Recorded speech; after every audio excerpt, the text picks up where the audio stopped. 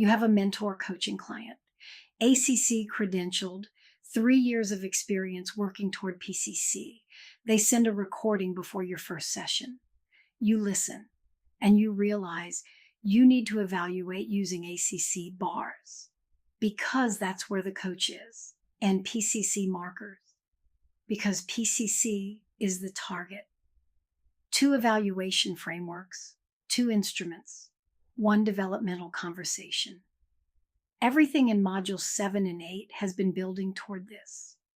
Knowing how to hold both lenses simultaneously in a real mentor coaching engagement. The dual mandate. Evaluate where the coach is, map the path to where they're going, hold both lenses simultaneously. The 2 tasks require different instruments. The session observation form evaluates where the coach is relative to ACC bars, detailed, per session, behavioral. The competency review form tracks where they're going relative to PCC markers, cumulative, developmental, pattern-based. Neither instrument alone is sufficient. The session observation form tells you what happened in this session. The competency review form tells you what's happening across the engagement. Both are true. Both are necessary. The session observation form is your microscope. Per session, ACC bars, detailed, every behavioral statement evaluated, every observation time-stamped, every rating justified. Close-up view of a single session. The competency review form is your timeline. Cumulative, PCC markers, developmental. Tracks how competencies develop across the full engagement. Reveals patterns that no single session can show. Measures progress against the baseline, microscope, and timeline. They serve fundamentally different functions and answer fundamentally different questions about the same coach. Neither replaces the other. The 2 instruments are sequential and connected. The detail of one session flows into the pattern across many sessions. The workflow. Complete a session observation form for a coaching recording. Extract the patterns. Where is coaching strong? Where does it fall short? Update the competency review form with what this session reveals about competency trajectory. The practical rule: start with the session observation form.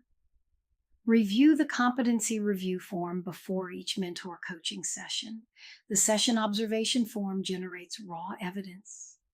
The competency review form synthesizes trajectory. Together, they produce a developmental conversation that is both evidence-based and forward-looking.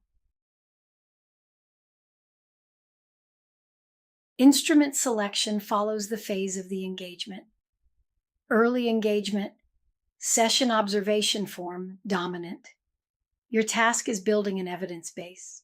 You need detailed session-by-session data to establish the baseline across all competencies. Mid-engagement, both instruments. New session data from the session observation form tracked against the patterns already identified in the competency review form. Is C7 improving? Is the attached observation pattern shifting? Late engagement, competency review. Form dominant. You know this coach's patterns. The detailed session analysis gets lighter because you're measuring progress against an established baseline. Across 6 sessions, sessions 1 and 2, full session observation form analysis, establish the baseline across all competencies, which are at PCC level, which are consistently ACC level. This baseline is the foundation for everything that follows. Sessions 3 and 4, 2 to 3 developmental priorities. Use the competency review form to track. Is C7 improving? Is the 7.5 gap, the attached observation pattern, actually changing in live practice? Evidence of progress belongs in the competency review form. So does evidence of persistence. Sessions 5 and 6. The coach increasingly self-identifies strengths and gaps before you name them. Your role shifts from evaluator to calibration partner. That shift is the sign the engagement is working. Within each mentor coaching session, the instruments serve the conversation in a specific sequence. Open with the coach's self-assessment of their recording. Where their self-assessment matches yours, you have calibration. Where it diverges, you have the most valuable developmental material in the session. Share your observations using session observation form evidence, specific, time-stamped, marker-grounded. Prioritize together. Deepen with the competency review form perspective.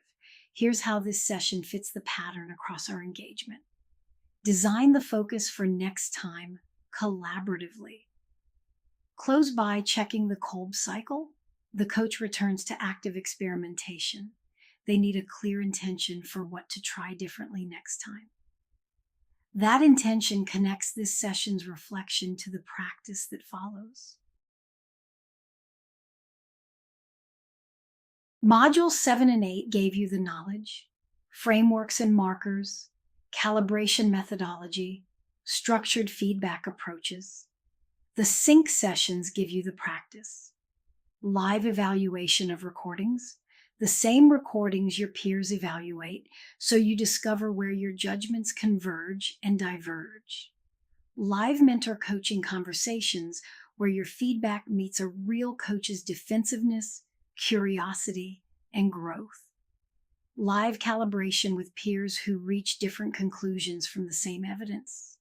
Evaluating a recording alone is one skill. Sitting across from a coach and helping them see what you see in language they can receive, in a relationship they trust, that's a different skill. The practicum is where you develop the second one. 2 evaluation languages, ACC bars and PCC markers. ACC bars gives you the behavioral evidence of where a coach stands now. PCC markers give you the developmental trajectory toward where they're going. 2 instruments, the session observation form and the competency review form. Microscope and timeline working together, and the calibration skill that holds both. The ability to locate coaching on the ACC to PCC spectrum with precision, not by impression, but by evidence, marker text, and timestamps. Complete the quiz. Submit the Unit 8.4 assignment.